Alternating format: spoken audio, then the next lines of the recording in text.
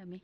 All right, today I'm going to talk about the multiple myeloma fish, the recommendations from CGC plasma cell neoplasm.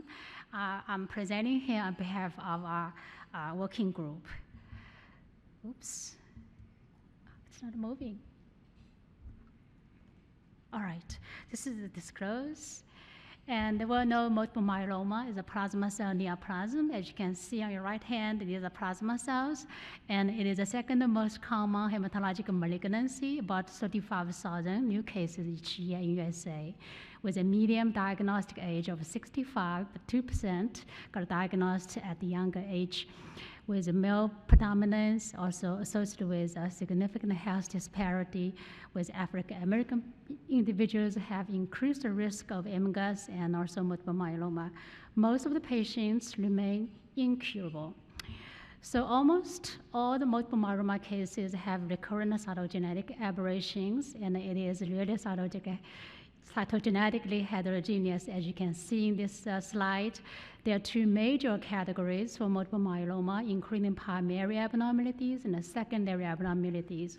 So within the primary category, it is characterized by trisomies, often show the gains of odd number chromosomes, account for 45% of the cases, and about 55% of the cases would show IGH translocation, with a variety of the fusion pattern genes being reported, including FGFR3, MAF, MAFB, CCND1, CCND3, and also in the secondary category, there is a monosomy 13, deletion of the 17p, deletion of the 1p, and also gain of or amplification of 1q.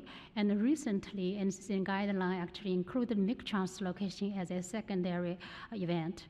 With this red arrow indicated aberrations, these are the high-risk cytogenetics, including MYC translocation in multiple myeloma. So international myeloma working group have been utilizing this recurrent cytogenetic aberrations for risk stratification and also clinical management. So therefore, chromosome analysis and the fish-based analysis, particularly for unenriched plasma cells, are very important to utilize clinically.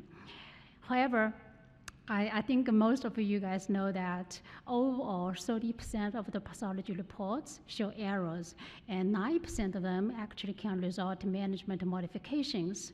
So similar to this overall pathology reports, there are a lot of variations among the cytogenetic multiple myeloma reports and the fish testing in USA. With a recent study, evaluated 1,200 patients from 58 labs in USA, actually showed a significant variations on whether chromosomes should be tested or not, or maybe fish should be performed on CD138 enriched plasma cells, and how many cells should be scored, and how many targets should be fished.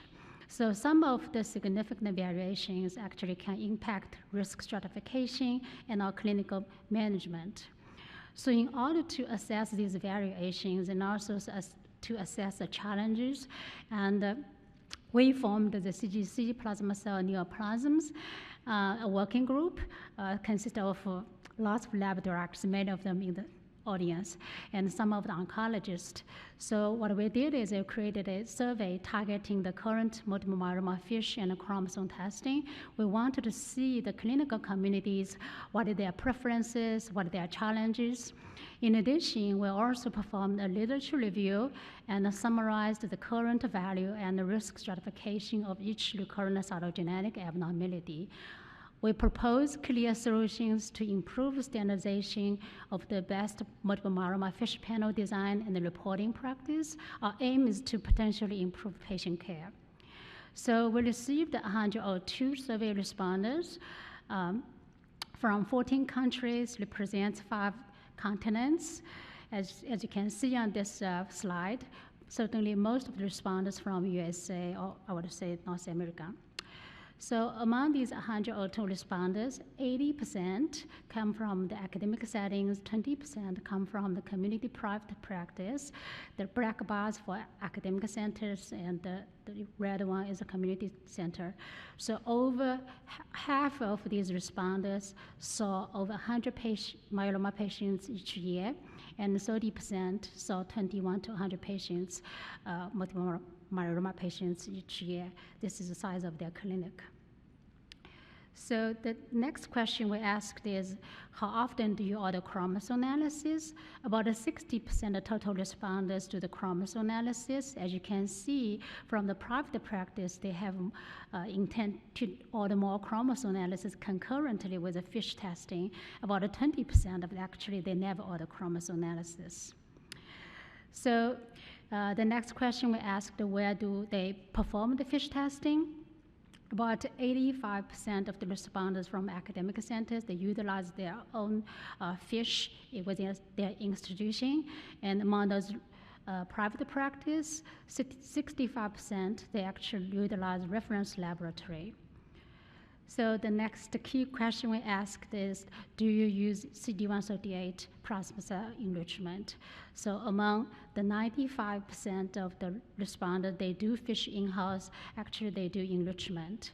And among those reference laboratory users, they are 60% of the labs they know, clinical people, they know they use the enrichment, but you can see about 30% they utilize reference laboratory. They do not know if FISH was on PC enriched samples. So that's why this is very important to indicate the final report. I will come back to this point at the end.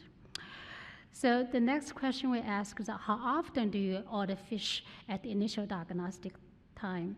About over 95% of the responders, they say they always order FISH at the diagnosis, and about 75% of the responders, they also order FISH at the disease progression.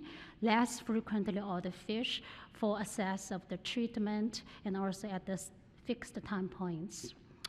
So this is a key question we asked, what are the most important FISH probes at the diagnostic time we should order? As expected, 100% of the responders, they put 70P to 53 as a top one, followed by 414, and this case 1B, 1416, 1114, 1420, and all the probes listed here. So many responders, they, even though when they do not order all these probes, but they indicate it's nice to have, as shown in these pink lines.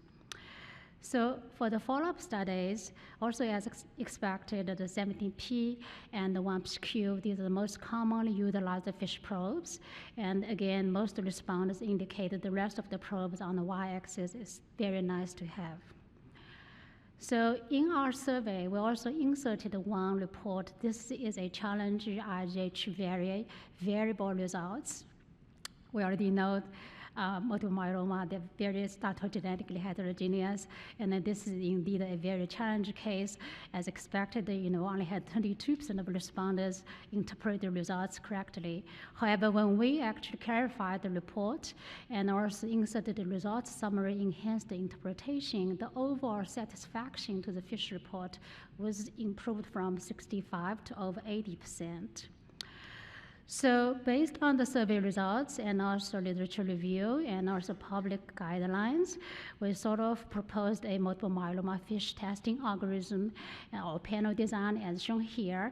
We put the CGC recommendation on the first column in this table and integrate with NCC guideline with International Myeloma Working Group, WHO, and ICC, SMG, and SMART from Mayo Clinic. So major two category, diagnostic time and also follow-up. And we recommend the 70P, IHH break apart, and 1PQ. These are required for the initial workup. And for the follow-up, we must include 70P and 1PQ. However, it is encouraged you can expand your testing panel. This will up to you, reach the consensus with your ordering pathologist and also hematology oncologist. You can customize your expanded panel.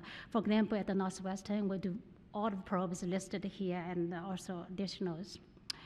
So at the end, we also proposed to include a couple of FISH examples as shown here. Due to limited space on the slide, I only can do some screenshots.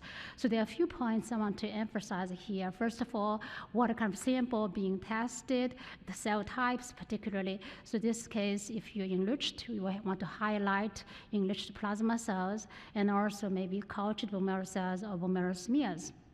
And it is highly recommend, I don't know, each lab has their preference reporting fish. Like our laboratory, our fish reports for multiple myeloma can have 5 pages due to a lot of findings. And many basic clinicians, they say they sometimes do not have time to read the entire reports. They really highly prefer to see the results summary on the top line to state what are the key findings, for example, hypodiploidy, translocations, and also 17p deletion in this case. So the other things they also pointed out, if you have a chromosome 17 aberration, if not 70p deletion, please do not highlight that, because in their mind, anything abnormal 17 by their mind default is a poor prognostic factor. Also, the clinicians, we as lab directors want to report at the gene levels, for example, RG61 fusion, but the clinicians want to see the chromosomes. So if they say chromosome 11, 14, and /RG fusion, and also the 70p, similar situation, you must put a 70p on top of the TPD3. So in summary, FISH remains a standard of care assay in the evaluation of multiple myeloma patients. We propose improvements in FISH testing and reporting clarity with a goal to reduce variabilities and confusions. And the proposed guideline, best practice, I should say, is the guideline for testing and reporting multiple myeloma FISH studies. Potentially can be utilized clinically to improve patient care. So with that said, I want to acknowledge our team. This study was led by Linda and myself, and I think I saw several team members in the audience. So thanks to all of you, and also want to thank the oncologists and all the responders from all the world, and also thank the CGC and the cytogenetic list server for sharing our survey with their clinician colleagues. Thanks to all of you. I made it. Thank you.